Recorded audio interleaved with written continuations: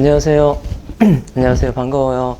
혹시 이제 수업하기 전에 제가 좀 조사하고 싶은 게 있는데, 이쪽에서 이공계 이공계 혹시 과를 잠깐 물어봐도 될까요?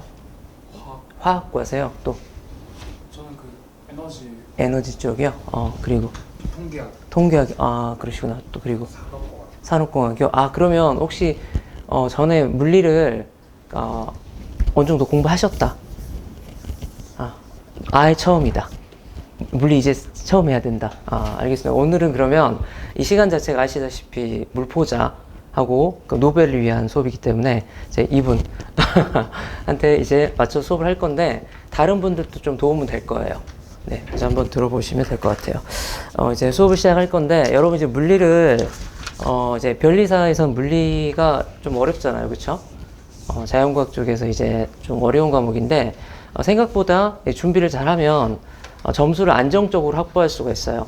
그래서 우리가 이제 가장 이제 목표라는 점수는 6개 정도, 10개에서 6개고, 이제 공부를 좀 잘하면은 7개, 8개도 할 수 있어요, 충분히.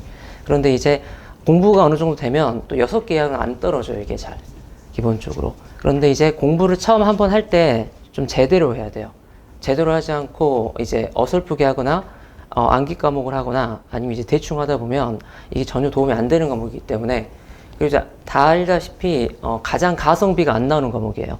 1시간 공부해도 그 1시간 공부한 게 아까울 정도로 제대로 공부를 하지 않으면. 그런데 다행인 거는 변리사 문제 자체가 약간 나오는 쪽에서 나오는 것도 있고, 쉬운 문제들도 한 절반 정도 나오기 때문에 그 문제들을 꼭 맞추고 간다는 전략으로 가면 나쁘지 않아요. 여러분한테 이제 소개할 거고, 오늘은 이제 제가 얘기한 것처럼 뉴턴 운동법칙을 이제 강의를 할 건데, 뉴턴 운동법칙을 가르치는 이유는 딱 하나예요. 이거는 물리학에 있어서 구구단하고 똑같아요.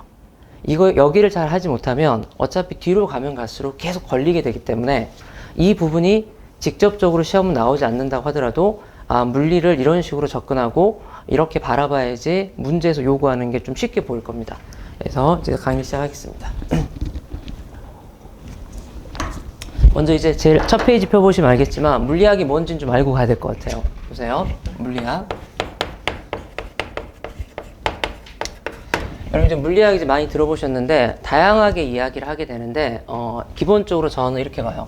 물리학이라고 하는 건 시간과 공간. 이 시간과 공간을 다루는 학문이에요. 시간과 공간. 그 중에서도 이제 시간이 지금 가장 중요한 주제가 돼요. 시간. 우리가 그래서 시간에 대해서 반드시 생각을 해야 되고, 그랬을 때 이 물리학의 여러 가지 영역이 있는데, 이 영역이 어떤 게 있냐면 처음에 역학이 있고, 그 다음에 전자기학이 있고, 그 다음에 광학이 있고, 연력학 줄게요, 가운데. 역학이 있고, 연력학. 그 다음에 전자기학, 광학, 현대물리. 이렇게 해서 총 우리가 5부분이 되어 있는데, 또 현대물리는 한 3가지 정도 돼요. 어떤 거냐면 이제 상대론. 안 적어도 돼요. 그래서 제가 프린트 해놨습니다. 양자론, 그리고 핵물리. 같아요. 우리 이제 이렇게 좀 5가지가 되는데, 여러분이 좀 알아둘 건 어떤 거냐면, 알아둘 건 이쪽으로 오세요.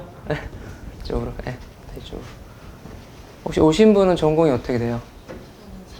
산업공학이에요? 보세요. 그러면 이제 여기 이렇게 되어 있는데, 여러분들이 이제 여기서 좀 꼭 한 가지 알아둬야 될 건 뭐냐면, 이 중에서 이 4가지 보죠, 4가지. 열이라던가 전자기라던가 광학 또는 현대물리는 특히 이제 양자론 같은 경우는 이제 뭘 다루냐면, 전자 아시죠? 전자라던가 양성자 이런 애들 다뤄요. 핵은 당연히 잘 알 거고, 상대론 같은 경우는 이제 속도가 이렇게 느린 속도가 아니라 거의 빛의 속도에 가까운 속도로 움직일 때, 빛의 속도가 이제 30만 킬로미터, 1초에 30만 킬로미터 정도 가는 속도가 있는데, 그렇게 빨리 가는 경우를 다뤄요. 그러니까 무슨 얘기냐면, 이 4가지는 잘 생각해보면 우리 눈에 안 보이는 거야. 열이라고 하는 걸 느끼긴 하지만 볼 수 없죠. 전자기도 마찬가지예요. 전자기라고 하는 것도 전기나 자기를 우리가 일상생활에 잘 느끼지만 눈으로 보이지 못하죠. 마찬가지로 빛도 보고 있지만 빛이 진짜 어떻게 생겼는지는 아무도 모르죠. 혹시 전자 보신 분 있어요? 있어요? 양성자 보신 분 있어요? 원자핵 보신 분 있어요? 없죠. 없는데 우리는 어떤 거냐 이걸 공부를 하죠. 그럼 어떻게 공부를 하는 거냐? 그 중에서 그나마 역학이죠. 역학은 눈에 보이죠. 역학은 보통 어떤 거? 여러분이 이제 많이 보셨겠지만 처음에 이제 물리 배울 때 뭐가 제일 많이 나오죠? 도르래나 수레가 많이 나오죠. 그렇죠. 그런 걸 활용해서 결과적으로 나중에 이걸 다 설명을 해요. 그러니까 눈에 보이지 않는 걸 눈에 보이는 거로 설명하는 게 물리고 좀 더 확장하면 그게 과학이에요. 그러니까 화생지를 잘 보시면 화학 잘 모르고 생물 모르고 지학 모르지만 이거 하나는 알 것 같아요. 화학도 어떤 거냐면 눈에 안 보이는 분자를 많이 다루죠. 화학은 분자를 다루죠. 생물은 세포를 다루죠. 지구과학은 어때요? 아주 작은 걸 다루다가 아예 멀리 있는 별을 보려고 하잖아요. 아주 멀리 보이지도 않는. 안 보이면 어떻게 돼요 또? 우주선 만들어서 가려고 그러죠. 이게 원래 사람인 거예요. 그러니까 자연과학 쪽 자체가 기본적으로 어떤 거 같냐면 눈에 보이지 않는 걸 보려고 하는 거예요. 기본적으로. 그게 인간의 가장 기본적인 욕구고 물리가 이제 그나마 다른 과목 중에 제일 오래된 과목이에요. 제일. 이게. 그 기본적으로 이게 발전된 거예요. 그래서 어떤 거냐면 이러한 지금 눈에 보이지 않는 현상을 뭘로 설명한다? 결국은 눈에 보이는 이 현상에서 어떤 원리나 이론들을 끄집어내서 이 이론을 가지고 얘를 다시 살펴보는 거예요. 이게 바로 하는 물리라고 보면 돼요.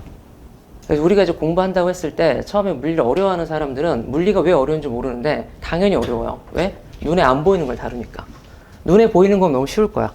그래서 우리가 이제 처음 시작하는 이제 역학 자체가 그나마 눈에 보이고 우리가 이제 일상생활에서 조금 접하기 때문에 좀 더 친숙한 거예요. 그래서 이제 이걸 반드시 좀 기억해 줬으면 좋겠어요. 그래서 저희가 이제 자료에도 써놨는데 이 모든 이 밑에 있는 건 결국은 역학으로 귀결이 돼요. 결국은. 그래서 역학 베이스를 굉장히 잘 잡아야 되고 이제 오늘 알려드리는 이 뉴턴 역학 법칙에 관련된 내용들이 가장 기초적인 베이스가 돼요. 그 의외로 그래서 학생들을 보면 저는 이제 뭐 변리사 수험생들도 가르치고 저는 이제 실제적으로 이제 고등학생들 뭐 영재학교라던가 뭐 과학고라던가 그 학생들 현재 가르치고 있는데 또 이제 일반고 학생들도 가르치고 있어요. 그런데 이제 어린 친구들이잖아요. 그 어린 친구들 같은 경우도 이제 물리를 굉장히 어려워하는 이유가 뭐냐면 이걸 잘 몰라요. 이거 이렇게 한다는 그 성격 자체를. 그래서 그냥 외우려고 하는 거야. 그냥 외우려고 그냥 이제 화생지 비슷하게 하려고 하다가 다 망해가지고 나가요. 그러지 마시고 이런 특징이 있다는 거 알아두고 그 다음에 물리학은 고유의 바로 이제 접근 방법이 있는데 어떤 게 있냐면 이게 있어요. 우리가 다루고 있는 건 뭐냐면 물리 현상이에요.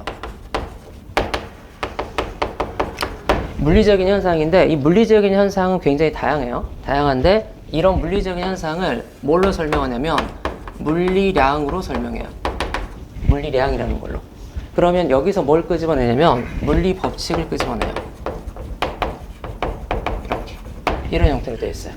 그래서 여러분이 이제 저하고 배울 건 어떤 거냐면 결국 이제 이 세 가지를 파악하는 거예요. 계속 어떤 물리 현상이 있다고 했을 때 그 현상을 설명하는 물리량을 이렇게 우리가 공부하고 이 물리량은 당연히 누가 만든 거냐면 물리학자들이 만든 거예요.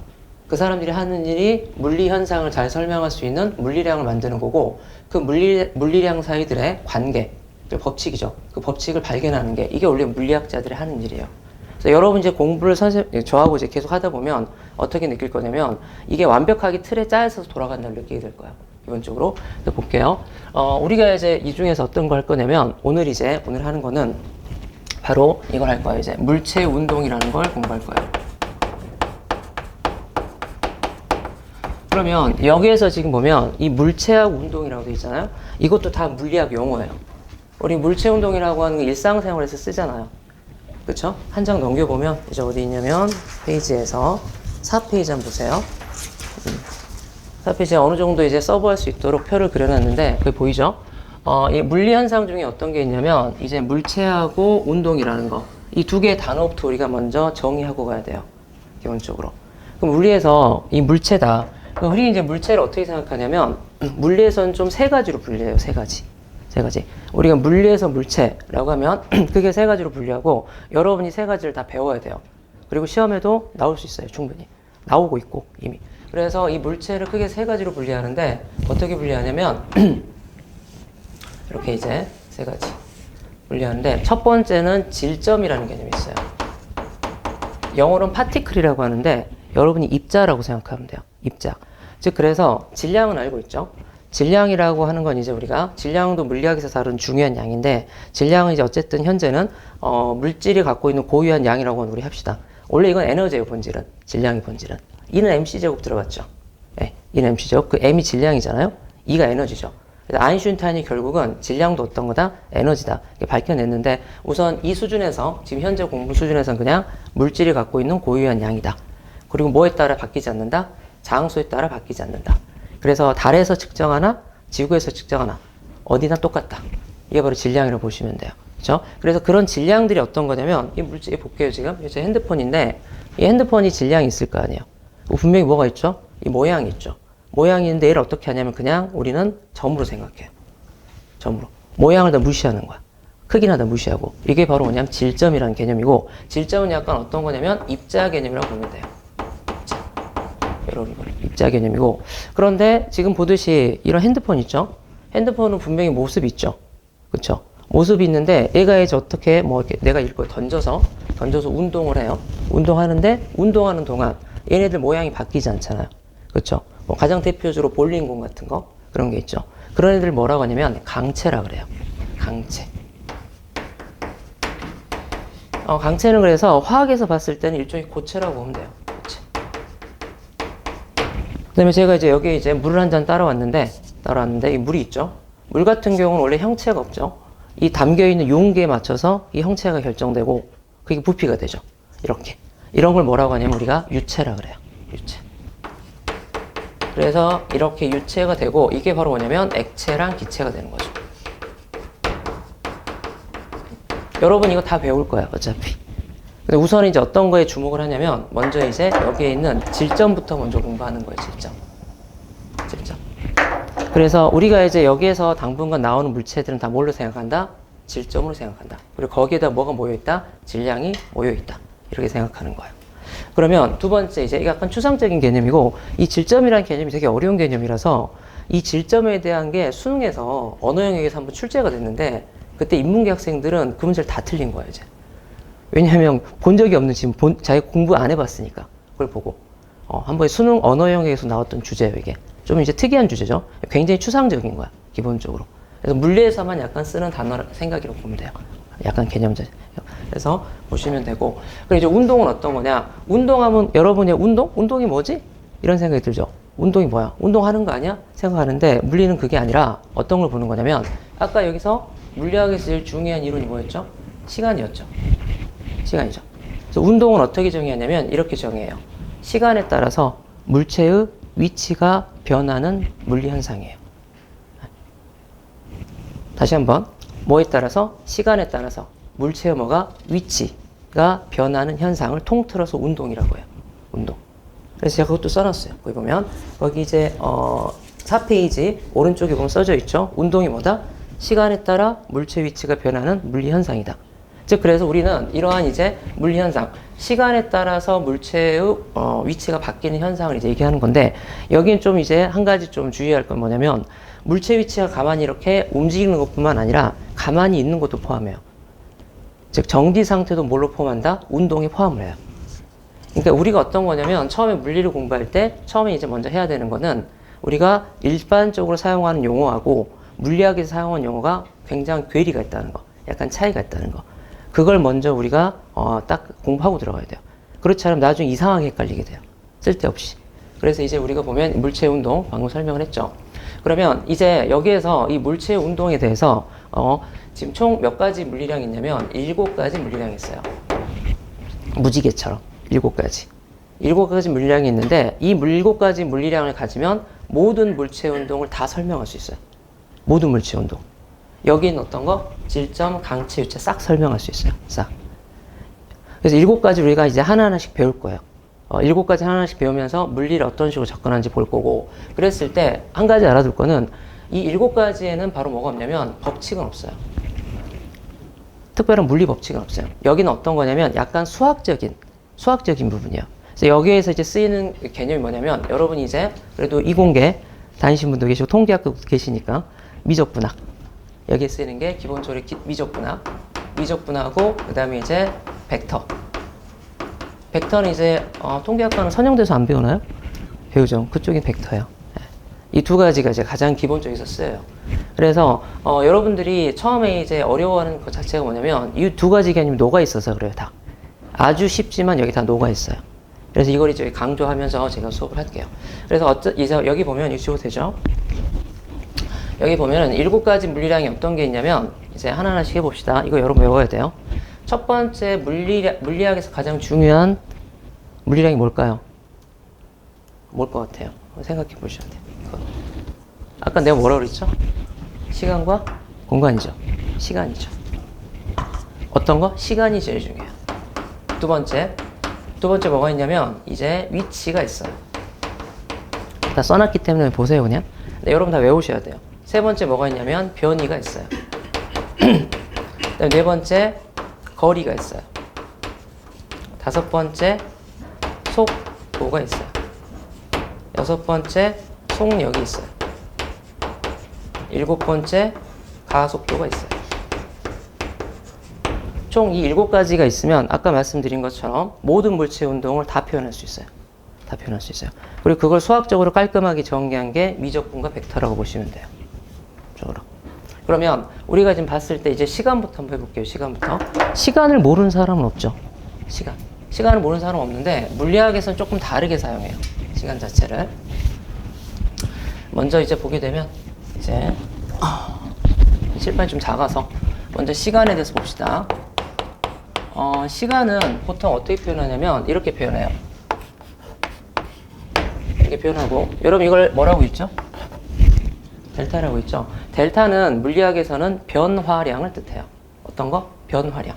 그러니까 변화량이라고 하는 것 자체가 이 변화량, 즉 t의 변화량이라는 거죠. 뭐 t는 타임의 준말이겠죠. 타임의 준말. 그랬을 때 이 변화량은 기본적으로 어떤 개념이 녹아 있냐면 이게 녹아 있어요. 나중에서 처음을 뺀다. 맞죠? 변화를 하려면 나중과 처음이 있어야 되잖아요. 그렇죠? 이렇게 됐을 때. 그럼 이제 결과적으로 처음에 정의를 볼게요. 정의. 앞으로 저하고 이제 물리 공부하게 되면 물리량들을 꽤 많이 공부할 건데 한 100개 정도 돼요. 근데 그랬을 때 이 물리량들을 이 목차들을 정리하는 게 제일 깔끔할 거예요. 왜냐면 여러분뿐만 아니라 내가 지금 중학생 애들도 가르쳐요. 중학생 애들 이제 걔들도 물리학을 해요. 근데 그 걔들 물리학 공부한 수준이 변리사 걔들 와서 잘하는 애들 보면 변리사 6, 7개 맞을 거예요. 예. 걔들이 기본적으로 좀 하는 애들은. 예. 왜냐하면 이제 아예 대학 물리학 부분 빼고 역학이라는 이런 거 많이 비슷하기 때문에. 예. 그런데 이제 어쨌든 걔들한테 똑같이 가르치는데 저는 그래서 이 물리를 가르칠 때 중학생 처음에 물리를 하는 친구들이나 뭐 영재학교나 과학고 애들도 가르치고 있는데 그 친구들이나 똑같이 가르쳐요. 물리가 달라지진 않기 때문에. 단지 뭐만 달라지냐면 수학적 기법만 달라져요. 미적분을 좀 많이 했으면 그걸 수학적으로 좀 풀어주는 거고 그게 아니면 그냥 이렇게 말이라던가 그 학생이 배운 수학 수준에 맞춰서.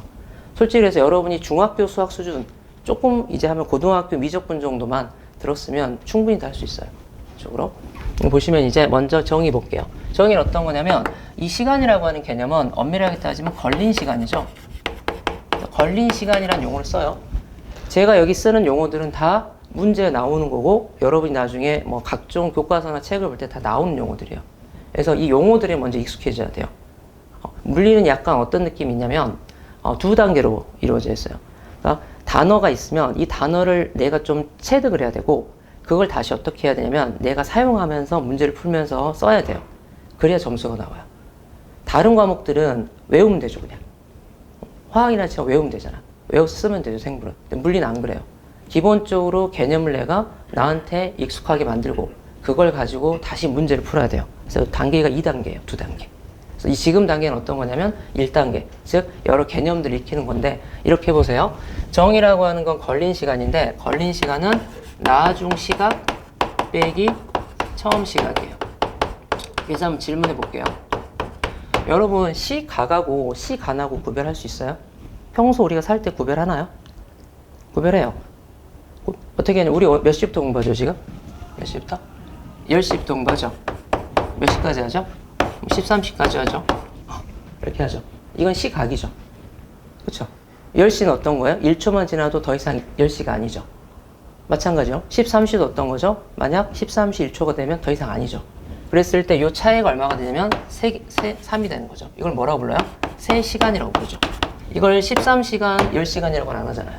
그렇죠? 이 개념인 거예요. 걸린 시간 개념 자체가. 그럼 어떤 사실을 알 수 있냐면 시간이라고 하는 게 시각이라고 하는 개념은 약간 순간의 개념이에요. 순간. 이 순간이죠. 얘도 뭐죠? 순간이죠. 그런데 3시간은 뭐예요? 약간 구간의 개념이죠. 그렇죠? 근데 재밌는 현상이 벌어질 때가 있어요. 어떨 때가 있냐면 그러면 이 말은 무슨 얘기냐면 시간과 시각은 원래 같은 거예요? 다른 거예요? 다른 거죠. 근데 이게 재밌는 상황이 벌어져요. 어떨 때가 있냐면 이 10시 기준을 0으로 만드는 거야. 그렇죠? 0시로 만들어요. 그럼 어떻게 되죠? 얘는? 3시가 되겠죠. 그렇죠? 그럼 이거 뭐가 돼요? 시간이 이제 3시로 바뀌는 거예요. 이렇게. 일반적으로는 시간과 시각은 다르다. 그런데 처음 시각을 뭘로 잡으면? 0으로 잡으면 시간과 시각이 같아지죠. 이걸 제가 이야기하는 이유가 있어요. 좀 이따 얘기해 줄게요. 왜 이걸 하는지. 먼저 기억해 두세요. 어떤 거? 이걸 0으로 놓으면 어떻게 된다? 시간과 시각이 같아진다. 두 번째. 이제 뭐가 있냐면 우리가 이제 물리를 공부할 때 이렇게 돼 있다고 했을 때 얘를 이제 어떻게 표시를 해야 될 거죠? 표시. 얘네들을 표시. 표기라는 거죠. 이 델타 t라고 이제 표기를 했는데 이제 보통 걸린 시간은 우리가 델타 t라고 해요. 여러분 이제 앞으로 델타 t를 보면 이거는 걸린 시간이구나 생각해야 되고 얘를 바로 이렇게 바꿀 수 있어야 돼요. 얘는 t2 빼기 t1이구나. 이렇게. 이런 식으로. 이게 표기 방법인 거야. 그 다음에 이제 세 번째. 얘는 성격이 있어요. 이 성격은 어떤 거냐면 이 시간이라고 하는 건 물리량이죠. 물리량. 물리량의 이제 성격이 있는데 물리에서는 물리량의 성격을 두 가지로 나눠요. 어떤 게 있냐면 하나는 스칼라가 있고 하나는 벡터가 있어요. 여기서 이제 스칼라하고 벡터에 대한 설명을 좀 하고 넘어갈게요. 우선 여기는 이제 우선은 스칼라니까 보면은 스칼라는 우리가 흔히 뭐라고 하냐면 얘는 크기만 있는 물리량이다 이렇게 얘기하고 벡터는 어떤 거냐면 크기와 방향을 다 가지는 물리량이다 이런 말을 써요. 여기서 이 방향의 의미가 중요한데 이 방향은 다분히 어떤 느낌이냐면 운동하는 방향, 내가 움직이는 방향 이 느낌이에요. 알겠죠?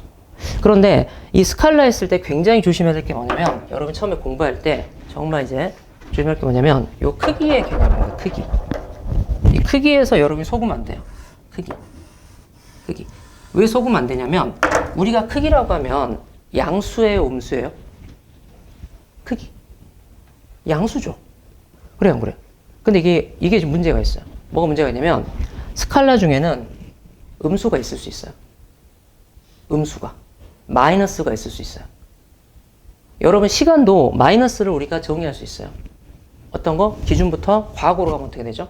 마이너스 시간이 될 수 있죠. 즉 무슨 얘기냐면 스칼라는 기준을 어디로 잡느냐에 따라서 양수가 될 수도 있고 음수가 될 수 있어요. 가장 대표적으로 온도 보세요. 온도 우리 어떻게 하죠? 보통 0을 기준으로 놓죠. 올라가면 0상, 떨어지면 0하라고 하잖아요. 우리가 어떻게 표현해요? 플러스, 마이너스 표현하죠. 근데 그 플러스, 마이너스가 방향이랑 상관없죠. 운동 방향이랑 상관없잖아요. 그냥 우리가 그냥 어떤 거죠? 편의상 기준을 잡고 기준에서 어느 쪽으로 갈 거냐 이거죠. 이건 물체가 움직이는 거랑 상관이 없잖아요. 그렇죠? 하지만 분명히 어떤 게 있어요? 부호가 가능해요. 이게 되게 조심해야 돼요. 그래서 어떤 거다? 그래서 시간이라고 하는 것도 우리가 뭐가 가능하다? 얘는 부호가 가능하다는 거예요. 이 부호 점검을 스칼라는 무조건 해야 돼요. 무조건. 그래서 부호가 어떤 거냐? 얘는 플러스 0 모두 가능해요. 마이너스도 가능하다는 거죠. 이렇게. 이해되죠?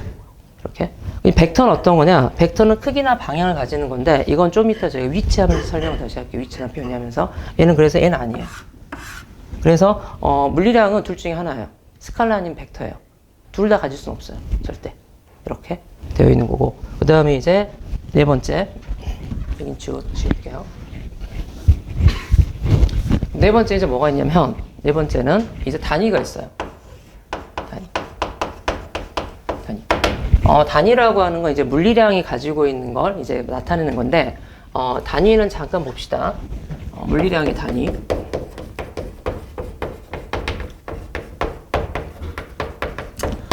이 물리량의 단위 중에서 물리에서 가장 중요하게 생각하는 물리량이 세 가지가 있는데, 방금 얘기한 것처럼 어떤 게 있어요?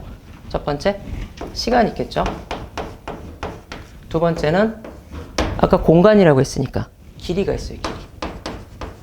그 다음에 세 번째는 우리가 질량이 있어요.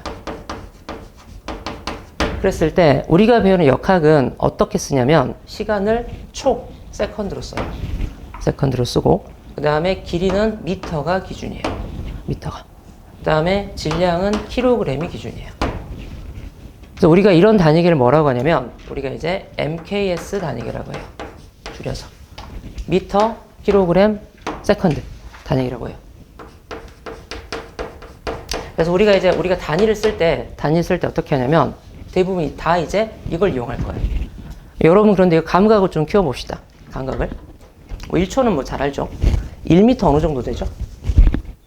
이 정도 되나요?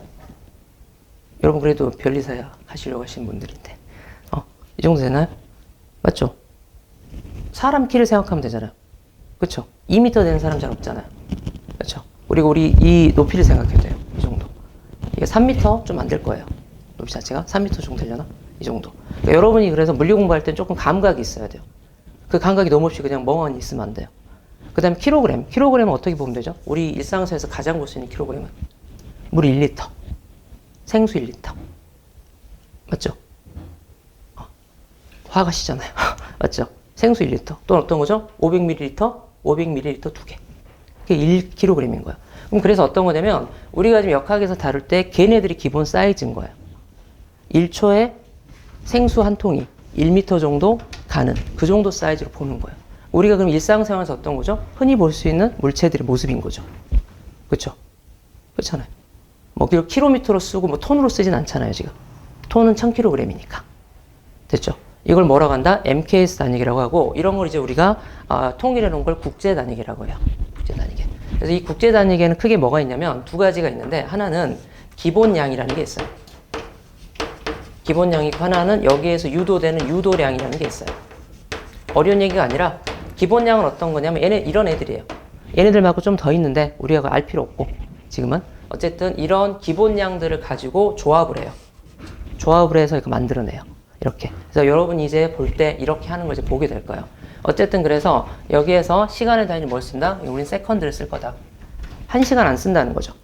아워 쓰지 않아요. 그래서 아워는 이제 우리가 가끔씩 쓰는 거고, 우리는 MKS 단위를 써요. 이렇게 돼 있죠. 그 다음에 다섯 번째, 이제 여기에 대해서 우리가 적용. 이 적용은 어떤 거냐면 얘가 이제 특징이 있다는 거죠. 첫 번째, 여기서 두 가지를 여러분이 공부를 해야 되는데, 어떤 게 있냐면 아까 뭐라고 그랬죠? 시간과 어떤 거죠? 시각을 선생님이 구별했죠. 그렇죠? 뭐라고 했죠? 원칙은 같다, 다르다? 다르다. 하지만 예외적으로 같을 때가 있다. 어떻게 하면 되죠? 처음 시각을 0으로 하면 되죠. 이게 원칙과 예외인 거예요. 자, 여러분, 그래서 원칙은 어때요? 원칙은 달라요. 예외는 어떻게 된다? 같을 때가 있다. 근데 왜 이 얘기를 하냐면 이 예외 상황을 우리가 공부를 해야 돼요. 그래서 이제 앞으로 여러분들은 이제 물체 운동뿐만 아니라 물리 공부하면서 굉장히 많은 그래프를 볼 건데, 그래프가 어떻게 되어 있냐면 이런 그래프로 되어 있어요. 물리량 시간 그래프죠. 여러분이 그래프를 해석할 수 있어야 돼요. 그럼 어떻게 표현되어 있냐면 대부분 다 이렇게 표현되어 있어요. 여러분, 이건 반드시 알아야 돼요. 어떤 거냐면 이거는 여기에서 이제 이렇게 되어 있고 축이죠. 원래 이게 그래프를 그리라고 하는 게 고등학교 애들 같은 경우는 서술형 시험에 나와요. 중간고사, 기말고사는. 근데 진짜 이렇게 딱 그려야 돼. 이렇게 안 그리면 다 감점이야. 걔들은. 어떻게 하냐면 축을 제대로 하고 화살표도 다 써야 돼. 써야 되고, 그 다음에 얘가 이제 기준을 써주고, 보통 어딜 쓰냐면 물리는 잘 보세요. 물리는 항상 Y축부터 봐야 돼요. 무조건. 물리는 여기 안에 그림이 뭐가 돼 있건 간에 우선 필요 없어. 뭐부터 보는 거냐면 축부터 봐요. 무조건. 알겠어요? 안에가 뭐 어떻게 그려져 있던 간에 신경 쓰지 말고 우선 뭐부터? 축부터. 축부터. 축은 어떤 거냐면 여기에 어떤 물리량이 있겠죠? 어떤 물리량이 있으면 물리량 밑에는 반드시 뭘 써주냐면 해당되는 단위를 써줘야 돼요. 무조건. 알겠어요? 이 단위는 아까 여기 있는 거 조합해서 써요. 무조건. 그 다음에 이제 밑에는 뭐가 되냐면 시간이니까 시간이 되겠죠. 시간 우리가 뭘 쓴다 그랬죠? 다른 얘기 없으면 S를 쓴다 그랬죠. 그럼 이렇게 됐다고 했을 때 우리가 이제 어떤 물리량이 막 이렇게 바뀌어요. 이런 식으로. 바뀌었다고 합시다. 바뀌어요. 왜 이 얘기를 하냐면, 여기 봅시다. 이게 시간이죠. 시간인데, 이거 지금 뭐로 돼 있어요, 지금? 0이죠. 여러분 이걸 뭘로 바꿔서 읽어야 돼요? 시간. 맞아요. 뭐 어떻게 되냐면 이 그래프를 해석할 때 이렇게 해석해야 돼요. 이게 무슨 물리량인지 모르겠어. 이 물리량은 이제 우리가 배울 아까 7가지 물리량 중에 다 들어갈 수 있어요. 시간 매고, 시간표가 아까 위치, 변이, 뭐 거리, 속력, 속도 다 될 수 있어요. 가속도. 뭐 나중에 힘도 배우겠지만 힘도 될 수 있어요. 다 우리 마음이야. 근데 어쨌든 이렇게 됐을 때 보세요. 그러면 예를 들어서 내가 요 시각이 있어요. 요게 T1이라는 시각이에요.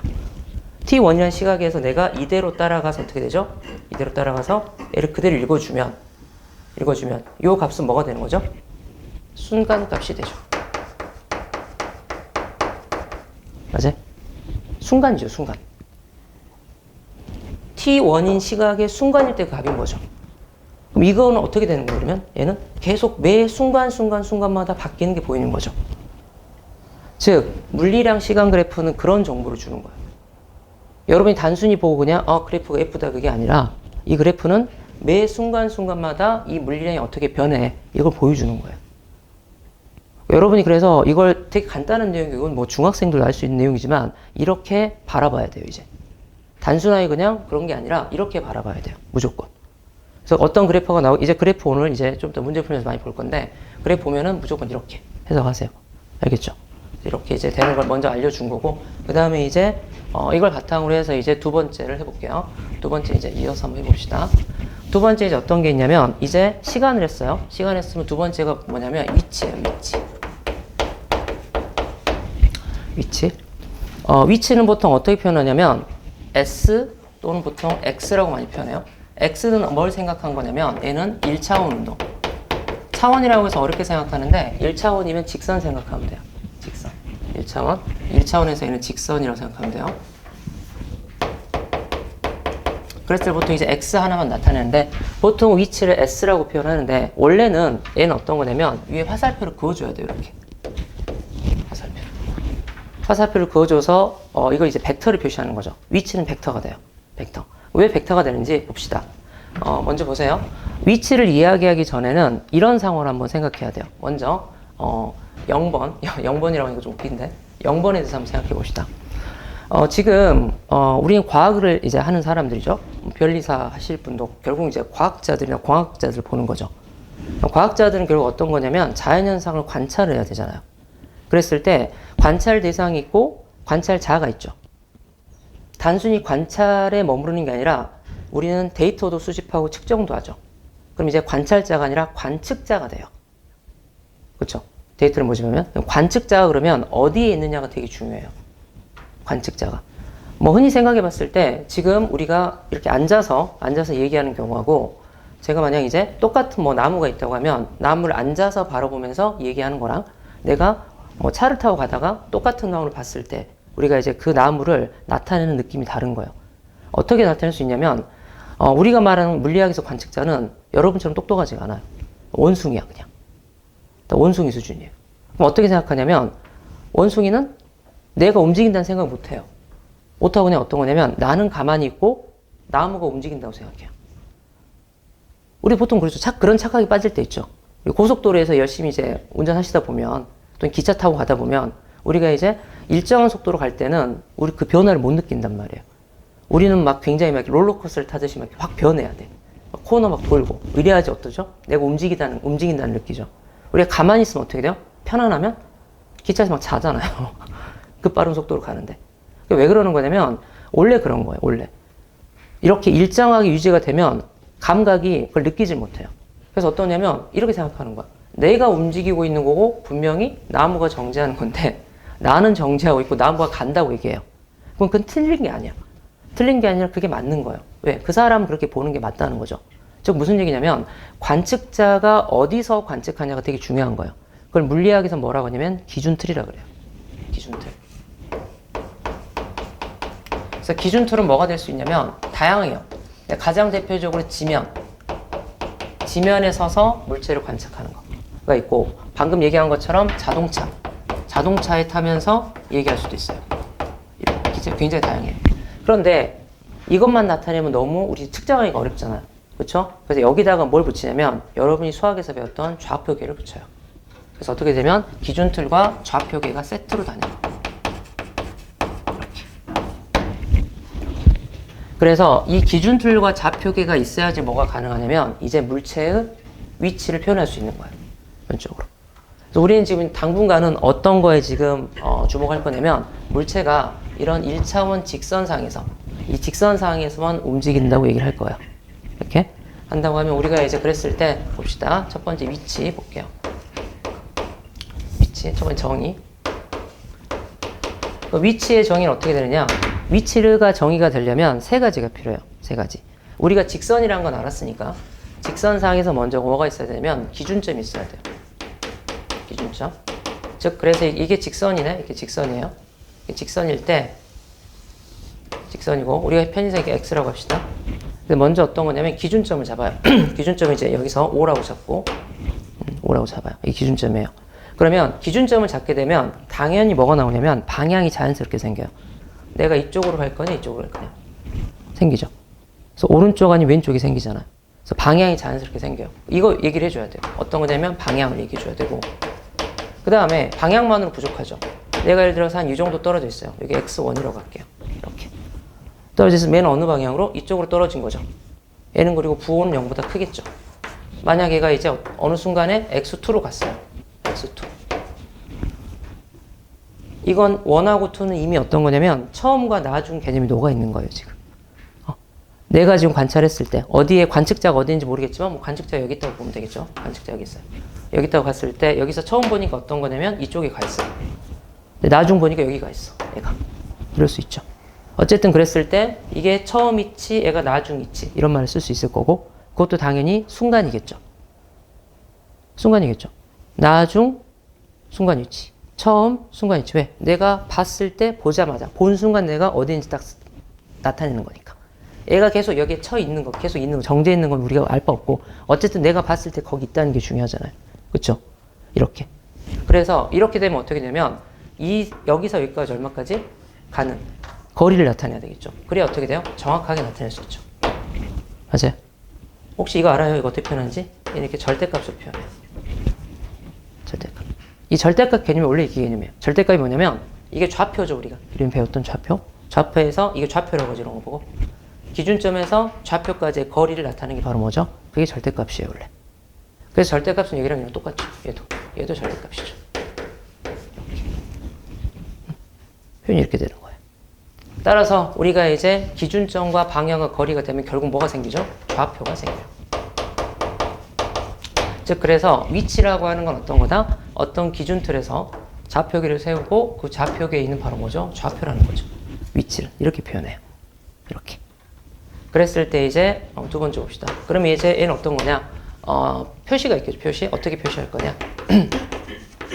표시 방법이 이제 다양한데 아까 이렇게도 썼지만 이걸 이제 벡터로 표현할 수 있어요. 어떻게 벡터로 표현하냐면 이런 식으로 봅시다. 지금 현재 여기가 이제 시작이죠. 내가 여기서 있었다고 할게요. 여기서 있었다고 했을 때 여기까지 어떻게 해주냐면 이렇게 이어주는 거죠. 이렇게 이어주는 거예요. 이런 식으로 이어져요. 그 다음에 보통 쓸 때 어떻게 쓰냐면 이런 식으로 써줘요. x1 이렇게 써줘요. 또 A 같은 경우는 어떻게 쓰겠어요? 반대로 이렇게 해서 어떻게 쓸 수 있겠죠? 이렇게 해서 x2라고 쓸 수 있겠죠. 이렇게 쓸 수 있어요. 그런데 우리가 보통 직선상에서는 이게 너무 번거롭고 직선에서는 방향을 어떻게 잡을 수 있냐면 방향이 두 개밖에 없죠. 플러스하고 마이너스. 그러니까 그냥 보통 떼버려요. 이거를. 보통 떼버려. 그러니까 숫자를 넣어보면 예를 들어서 얘는 얼마다? 얘는 만약 플러스 얘는 플러스 3이다. 얘는 그럼 얘가 마이너스 4다. 그러면 이 플러스를 뭘로 생각하는 거야? 방향으로 생각한다는 거죠. 이렇게. 직선에서는. 일반적으로 그래서 어떤 거야? 이렇게 붙여줘야 되는데 문제를 보다 보면 이걸 지워서 표현하기도 해요. 근데 여러분이 그래서 물리가 좀 짜증나는 게 이런 것들을 잘 얘기를 안 해줘요. 그러니까 물리하는 사람들이 내가 봐도 좀 꼼꼼하지가 않아요, 솔직히. 두리뭉실 넘어가는데 처음 공부하는 사람들은 굉장히 괴로워요, 그러면. 특히 수학적으로 엄밀하게 공부하는 사람들은 그게 굉장히 눈에 거슬릴 거예요. 기본적으로. 하지만 이것도 정리하면 다 이렇게 정리할 수 있어요. 네, 이렇게 할 수 있고 어쨌든 이렇게 되어 있고 그랬을 때 우리가 지금 보게 되면 두 번째 이제 표시가 있는 거죠. 표시는 그래서 어떻게 표시할 수 있냐면 원칙은 이렇게 하는 게 맞아요. S로 표시하거나 이 좌표니까 X로 표시해도 돼요. 그런데 우리가 보통 S라고 나타내기도 하고 그냥 X라고 나타내기도 돼요. 이렇게도 여러분들이 잘 알아들으셔야 돼. 문제를 잘 보고. 어쩔 수 없어요, 이거는. 그 다음에 이제 봅시다. 이제 뭐 했죠, 우리가? 정의했고 표시했죠. 그럼 뭐 해야 될까요, 이제? 성격을 봐야 되겠죠. 얘가 어떤 건지. 딱 봐도 뭐죠, 얘는? 딱 뭐예요? 벡터죠. 뭐죠? 얘는 딱 봐도 성격은 벡터죠. 방향이 있으니까. 여러분 이제 벡터인 물리량이 나오게 되면 무조건 두 개를 여러분이 떠올리는 거예요. 어떻게 떠올리냐면 하나는 크기, 하나는 방향이죠. 제가 이제 얘들한테 왜 이런 방식으로 물리를 가르치냐면 저는 물리 처음부터 끝까지 무조건 이렇게 정리를 해요. 공부할 때. 이렇게. 이러면 장점이 있어요. 책을 안 펴도 공부할 수 있어요. 내가 걸어다니면서 생각해 보는 거야. 물리량이 이게 뭐였지? 정의가 뭐였지? 표시 어떻게 했었지? 성격이 뭐였지? 벡터였나? 벡터였으면 크기는 뭐였지? 방향은 뭐였지? 네 번째 단위는 뭐였지?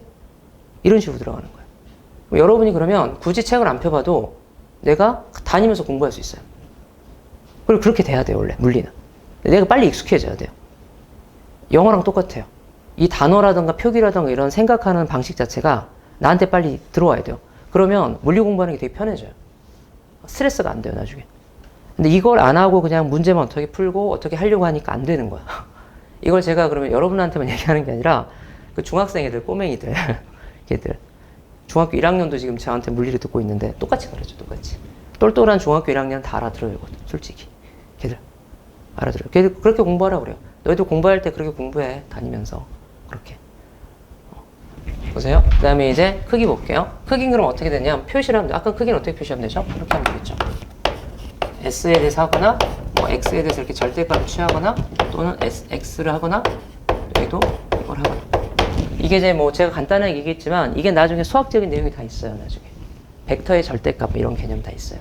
여기 보면 이제 어쨌든 그렇고 방향 볼게요. 여기서 방향은 어떤 거냐면 당분간 우리가 직선 운동을 했기 때문에 이때 방향은 뭘로 잡아요?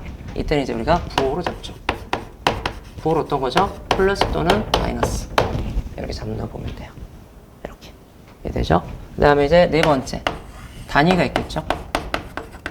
위치의 단위는 뭘 쓸까요? 미터를 써요. 알겠죠? 여러분 이제 여기서 하나 이제 짚고 넘어갑시다. 혹시 이제 물리 공부를 했을 때 뭐 여러분이 이제 뭐 객관식이니까 그럴 일 없지만 그래도 어떤 게 있냐면 물리 문제를 풀 때 예를 들어서 2라는 숫자가 나왔어요. 2라는 숫자가 나왔으면 2만 쓰면 안 돼요, 절대. 예를 들어서 이렇게 썼다고 합시다. t가 2라고 한번 해볼게요. 이게 맞는 표현일까요? 틀려요. 시간인 건 알겠는데 정확하게 뭘 써야 돼요? 단위를 정확하게 써줘야 돼요. 이건지 아니면 여러분 이건 알죠? 이건 알죠? 이 m이 뭐죠? 밀리세컨드죠. 1000분의 1이죠. 똑같은 2지만 얘일지 일지 모르잖아요. 그래서 숫자로 나와 있을 때는 무조건 단위를 붙여야 돼. 그래서 단위 안 붙이면 다 감점인 거야. 고등학교에서 다 감점해버려. 싹 다 그어버려요. 왜 그었어요? 와서 이제 울면서 와. 이제 저는 이제 사범대를 나왔기 때문에 이제 저는 이제 학교를 가진 않았지만 이제 제 친구들 중에서 이제 중학교, 고등학교 교사들이 많으니까 애들이 가장 억울해하는 게 단위 안 썼다고 까면 제일 억울해한대요. 근데 그거는 기본이 안 돼 있는 거야. 근데 그래서 오면 그렇게 설명한대요. 아, 이게 2면 내가 2kg인지 2톤인지 어떻게 알아? 애들이 수긍하고 가요, 그러면. 이해돼요? 단 근데 문자로 표현되면 단위 안 써도 돼요. 예를 들어서 이런 건 안 써요. t 세컨드 이런 건 안 써요. 알겠죠? 헷갈리니까. 헷갈리잖아요. 헷갈리죠? 그렇죠? 그래서 단위는 나중에 처리하는데 여러분이 어쨌든 숫자로 나왔을 때는 어떻게 한다? 단위를 반드시 붙여줘야 돼요. 알겠죠? 이건 다른 과학도 마찬가지일 거예요. 화학인 이쪽도 미터가 돼요. 그 다음에 다섯 번째 이제 적용이 있는데 이 적용을 이제 봅시다. 좀 뒤에서 하긴 해야 되는데 이제 우리가 이제 여기서 어떤 거 공부할 거냐면 이거 공부할게요. 위치, 시간 그래프.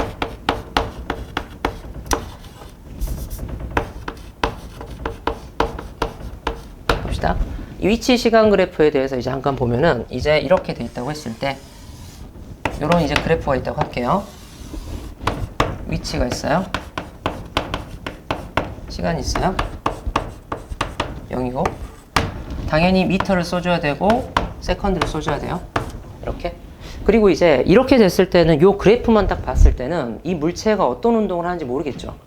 그럼 얘는 우리가 가정합시다. 얘는 어떤 운동을 하냐면 현재 직선 운동을 한다고 가정할게요. 현재 가정해 볼게요. 그럼 이건 어디 나오느냐? 이건 문제에 나와요. 알겠어요? 문제 보면 직선상에서 이 말이 나와요. 이건 그럼 뭘 준 거냐면 물리 현상에 대한 힌트를 준 거예요. 아까 어떤 게 있었죠? 우리가 물리 현상, 물리량, 물리 법칙이 있었죠. 물리 현상을 주는 거야. 즉 상황을 주는 거죠. 상황. 이 물체는 어디서 운동한다? 다른 거 생각하지 말고 직선상에서 운동해요. 그럼 여러분 머릿속에 직선을 떠올려야 돼요. 아니, 직선이구나.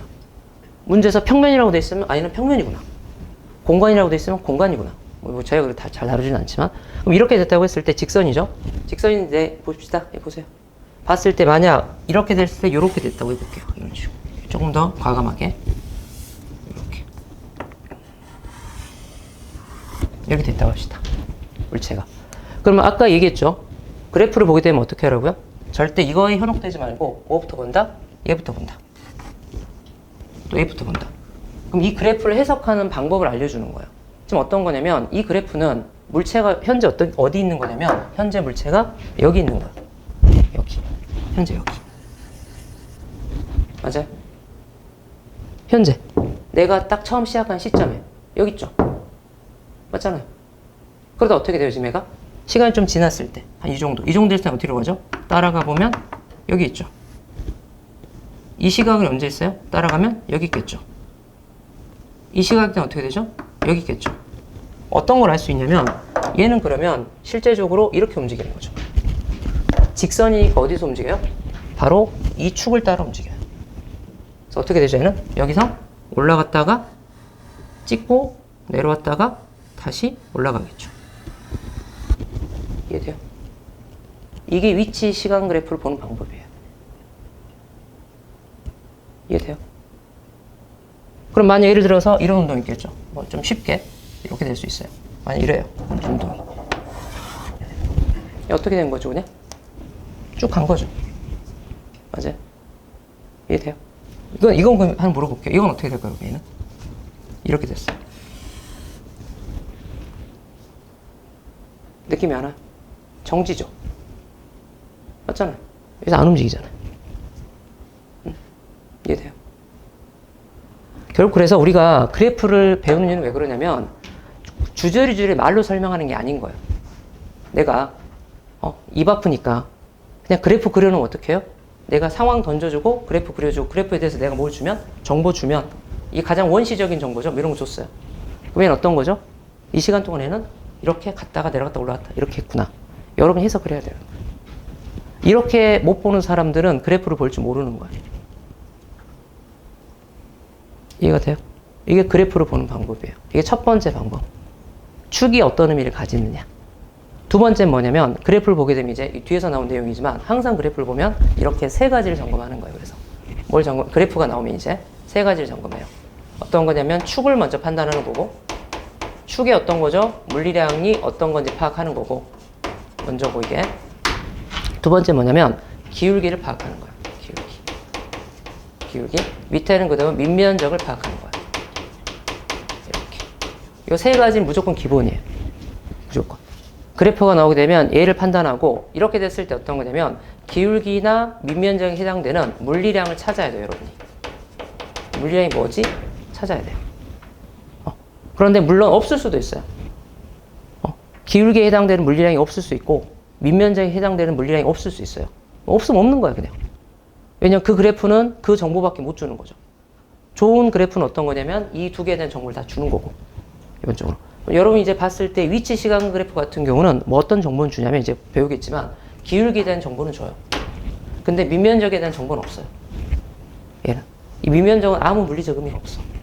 기본적으로. 이렇게 돼요. 이걸 분석하는 도구가 미적분이에요. 기울기를 분석하는 건 미분이고 밑면적을 분석하는 적분이에요. 미적분. 그리고 아까 여러분한테 이렇게 설명하고 있죠. 이건 벡터고.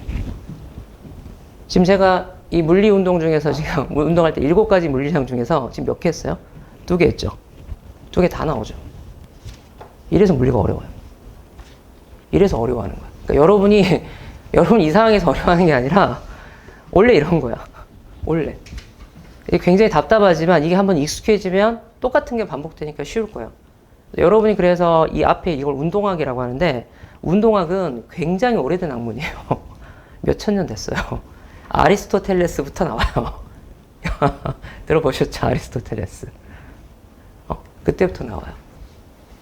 지금 이렇게 만들기 위해서 어마어마한 그 천재적인 과학자들이 몸을 갈아 넣어가지고 만든 거예요. 우린 심플하게 설명하지만. 여러분이 그럼 당연히 이거를 이게 과학은 그거 같아요. 제가 보니까. 과학은 고도의 상식 같아요. 맞죠? 우리 많이 들어보잖아. 이는 MC의 제곱 들어본 사람 많잖아요. 근데 정확히 이게 뭔지 모르죠. 그러지 않아? 왜 이런 얘기를 하냐면 이제 여러분들이 어차피 변리사 하실 거잖아요. 변리사 하시면 나중에 이제 이런 분들을 볼 거예요. 고객들이.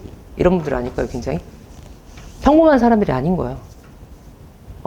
왜 평범하지 않죠? 과학 자체가 뭘 안 보려고 해요? 눈에 안 보는 거 보려고 하는 사람들이죠. 굳이 그걸 보려고 해. 그게 어떻게 하죠? 또 굳이 이걸 이용해서 어떤 거죠? 세상에 없는 걸 만들려고 하죠. 그게 특허 아닌가요? 저는 변리사 쪽 솔직히 잘 모르지만, 제가 과학하는 친구들은 옆에 있으니까. 과학자가 하는 게 그거 같아요. 과학자나 공학자. 공학자는 어떤 거냐면 조금 더 실전적으로 성과를 내려고 하는 거고, 공학자들은 제 친구들 엔지니어들이 많이 있으니까. 순수 과학하는 친구들은, 이제 눈에 안 보이는 거, 계속 그런 걸 찾아내려고 하는 것 같아요. 이상한 거예요. 이상한 사람들인 거야, 솔직히. 그렇죠? 과학하는 사람들 솔직히 일반 사람이 보면 좀 이상한 사람들인 거야. 뜬구름 잡는 사람일 수도 있고. 요즘 AI 때문에 난리잖아요. 얘기 들으면 AI 같은 경우는 제가 이제 96학번인데 그때만 해도 그때 한참 이제 AI가 인공지능 그때가 제가 대학 갔을 때 한참 핫했었어요. 그때. 한 30년 됐죠. 그때 핫했어요, 한참. 대학을 가니까 제가 서울대를 나왔는데 서울대 가보니까 한참 공대 쪽에서 막 다 붙어있어. 대자보에 붙어있는 인공지능. 지금 말하면 딥러닝, 머신러닝 그때 막 그런 거 수업하시고 막 세미나하고 막 그런 거 엄청 있었던 거예요. 그때 또 뭐가 있었냐면 양자 컴퓨팅. 전 물리학 전공이니까 양자 컴퓨팅이라는 얘기. 또 그때 양자 암호 이런 것들. 그게 그때 나왔던 거예요. 그때. 그리고 그때 어떤 것도 있었냐면 지금은 하는지 모르겠다. 나노 로봇이라고 해서 기계공학 쪽에 있는 친구들은 요즘 로보틱스가 되게 핫하죠. 이런 쪽으로. 이미 30년 전에 이미 핫했어요. 그때는 로봇을 나노 수준, 10의 마이너스 9중 수준으로 만들어서 몸에 집어넣을 생각을 했었어요. 그때. 그래서 질병 치료를 개로 이용해서 쓰려고. 뭐 어쨌든 그런 연구들이 한참 그랬었어요. 지금. 그게 30년 전 얘기예요, 지금. 지금 생각해보면 어때요? 좀 또라이지. 여러분이 지금 제가 보니까 변리사니까 제가 이제 변리사 쪽에 물리 수업을 하니까 와서 보게 되는데 그럴 것 같아요. 나중에 보면 특허라는 것도 그런 게 특허잖아요. 그렇죠? 그게 가치가 있으니까 20년 보장하나요? 맞나요? 요즘도 20년인가요? 아닌가요? 잘 모르겠네요. 어쨌든 그런 것 같아요. 그래서 이제 이렇게 얘기했는데 지금 시간이 벌써 1시간 거의 가까이 돼서 좀 쉬었다가 이어서 할게요. 그렇죠? 혹시 그리고 이제 그 쉬는 시간에 저한테 물리 쪽 관련해서 어떻게 해야 되는지 좀 궁금한 게 있으면 저한테 질문하시면 될 것 같아요. 좀만 쉬었다 하시죠.